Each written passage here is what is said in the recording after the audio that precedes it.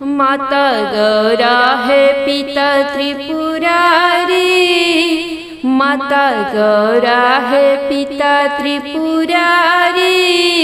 जय हो गजानन तुम्हारी। माता गौरा है पिता त्रिपुरारी। जय हो गजानन तुम्हारी। ले लो प्रभु जी तनिक हमारी खबरिया, हम आए हैं देव तुम्हारी दुअरिया। ले लो प्रभु जी तनिक हमारी खबरिया, हम आए हैं देव तुम्हारी दुअरिया। बिनती सुन लो है चार भुजाधारी। जय हो गजानन तुम्हारी। माता गौरा है पिता त्रिपुरारी। जय हो गजानन तुम्हारी।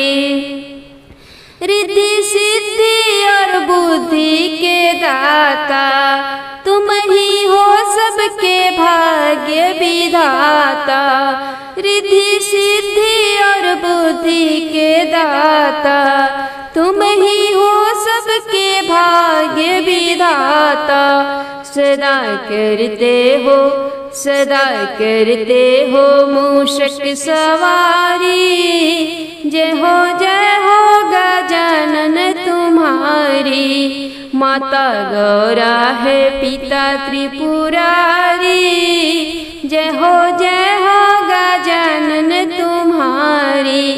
बाबा फल फूल दुर्वा चढ़ाऊं, देवा तेरे ही गुण नित गाऊं।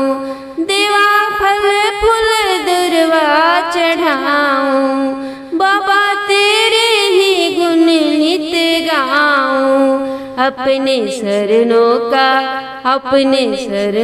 का बना लो पुजारी। जय हो गजानन तुम्हारी। अपने चरणों का बना लो पुजारी। जय हो गजानन तुम्हारी। माता गौरा है पिता त्रिपुरारी। जय हो गजानन तुम्हारी।